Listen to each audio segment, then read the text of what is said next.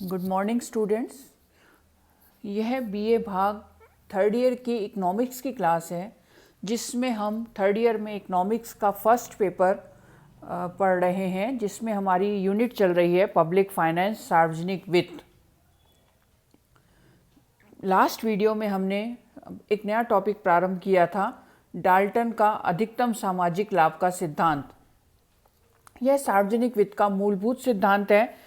जैसा कि हमने जब कर पढ़े थे, जो पब्लिक फाइनेंस का एक महत्वपूर्ण भाग होता है, उसमें करों के संबंध में सिद्धांत पढ़े थे और एडम स्मिथ ने कौन से कैनन्स दिए हैं वो पढ़े थे। आज हम सार्वजनिक वित्त का मूलभूत सिद्धांत, जिसके कल हमने डायग्राम देखे थे और डाल्टन ने और मसग्रेव ने कौन सा सिद्धांत दिया, परंतु उसकी क्या सीमाएं थी, उसकी काफ़ी आलोचनाएं हुई, उसके बाद क्या उसमें विशेष प्रगति हुई, उसका हम अध्ययन करेंगे। अधिकतम सामाजिक लाभ सिद्धांत का डाल्टन द्वारा वस्तुनिष्ठ मूल्यांकन। डाल्टन के सिद्धांत की कटु आलोचना की गई व यह सिद्धांत विषयगत अवधारणा पर आधारित होने के कारण आलोचकों ने इसकी काफ़ी विवेचन किया, जिस कारण डाल्टन ने आर्थिक कल्याण की दृष्टि से वस्तुनिष्ठ परीक्षण के कुछ आधार बताए। उनके विचार में अधिकतम सामाजिक लाभ सिद्धांत का व्यवहार में प्रयोग इन परीक्षणों पर किया जा सकता है। सभी देशों की सरकारें किसी भी समय काल में इस सिद्धांत का उपयोग कर सकती हैं। पहला है, वित्तीय क्रियाओं में सरकार का प्रथम कर्तव्य यह होना चाहिए कि वह अपने समुदाय की बाहरी आक्रमण से रक्षा करे और आंतरिक शांति व्यवस्था को बनाए रखे। सामान्य आर्थिक विकास की पहली शर्त होती है कि नागरिकों के जीवन की व संपत्ति की रक्षा हो। अतः सरकार अपने बजट का एक महत्वपूर्ण भाग रक्षा पर व्यय करती है। बाहरी सुरक्षा व आंतरिक शांति व्यवस्था के पश्चात सरकार को अन्य राजकोषीय उपायों से सामान्य आर्थिक कल्याण में वृद्धि करनी चाहिए।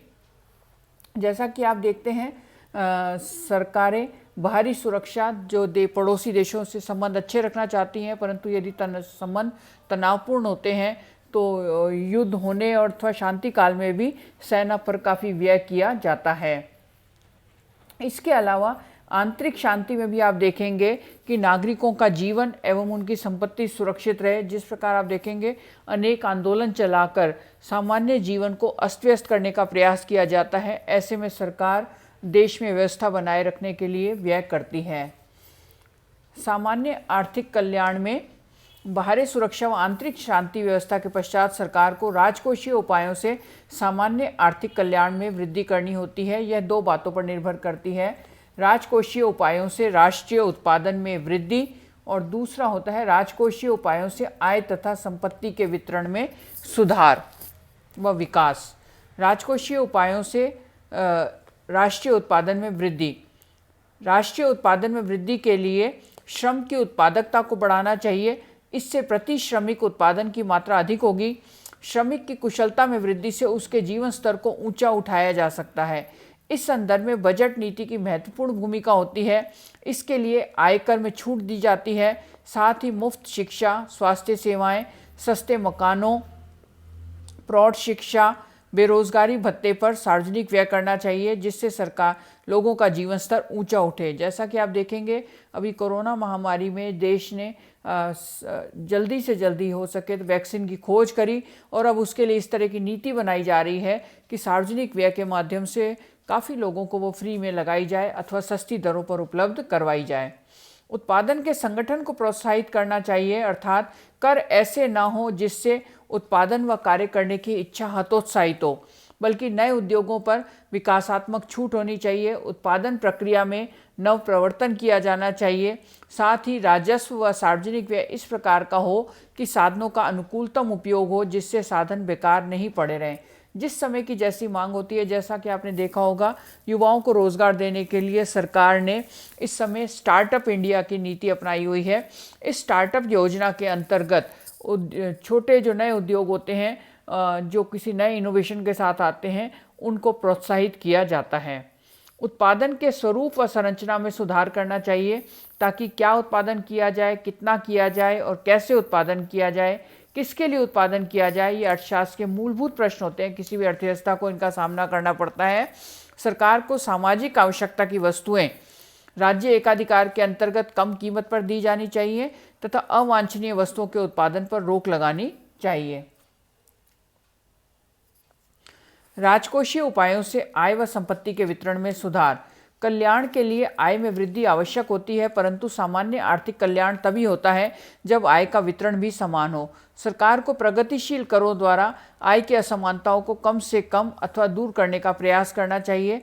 जन समुदाय के जीवन स्तर को ऊपर उठाने के लिए सामुदायिक विकास योजनाएं, सामुदायिक कल्याण कार्यक्रम, परिवार नियोजन आदि को अपनाना चाहिए। आर्थिक अस्थिरता गरीबी व कष्ट का मूल कारण होती है, जिस कारण सरकार को सामाजिक लाभ के लिए आर्थिक स्थिरता को प्राप्त करना चाहिए।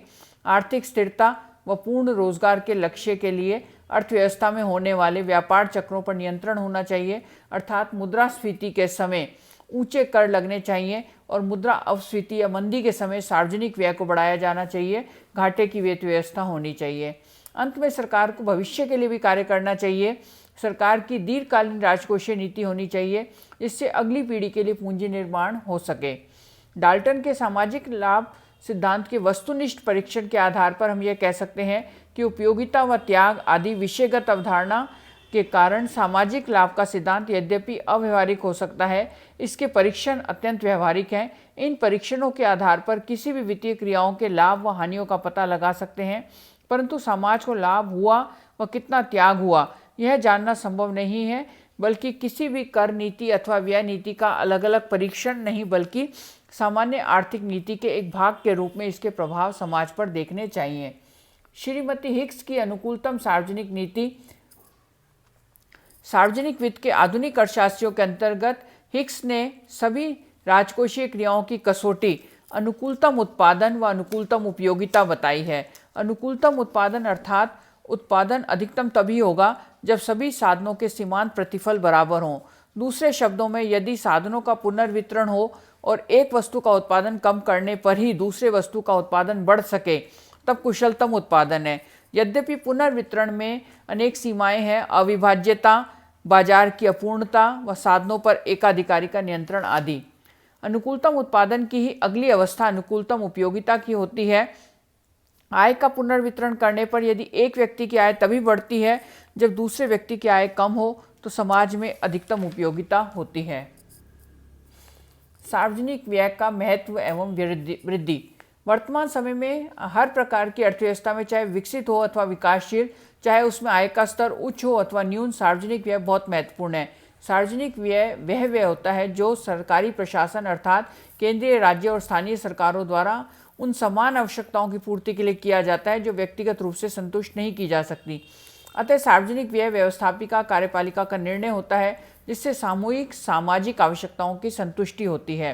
संसार के सभी देशों में सरकारी व्यय में अधिक व लगातार वृद्धि हो रही है, परंतु 19वीं शताब्दी व 20वीं शताब्दी के प्रारंभिक दशकों में सार्वजनिक व्यय का महत्व नहीं था।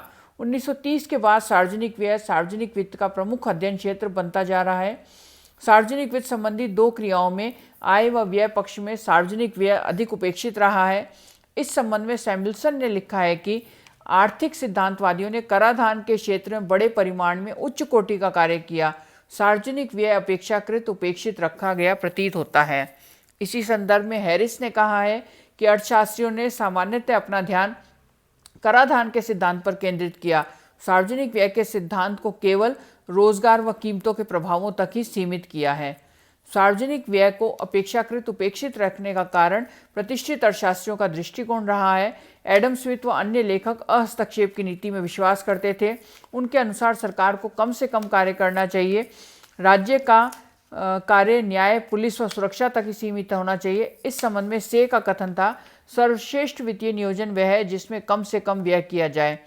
पार्नेल ने भी इसी संदर्भ में लिखा है, सामाजिक व्यवस्था की स्थापना एवं विदेशी आक्रमण के विरुद्ध सुरक्षा की दृष्टि से जितने व्यय की वास्तविक आवश्यकता होती है, यदि सरकार के व्ययों का कोई अंश उस सीमा से अधिक किया गया तो वह अपव्ययपूर्ण, अन्यायपूर्ण है तथा जनता के ऊपर डाला गया एक भारी दबाव है। इसके विपरीत हम देखेंगे कि आजकल कल्याणकारी राज्य की अवधारणा है। राज्य का आर्थिक विकास में सक्रिय योगदान होता है। द्वितीय विश्व युद्ध के बाद स्वतंत्र राष्ट्रों में आर्थिक विकास व वितरणात्मक न्याय की प्राप्ति के लिए आर्थिक नियोजन को अपनाया गया है। और राज्य के कार्यों के साथ साथ सार्वजनिक व्यय में भी महत्वपूर्ण वृद्धि हुई है। इसी सार्वजनिक व्यय का महत्वपूर्ण सिद्धांत डाल्टन का अधिकतम सामाजिक लाभ का सिद्धांत है। धन्यवाद।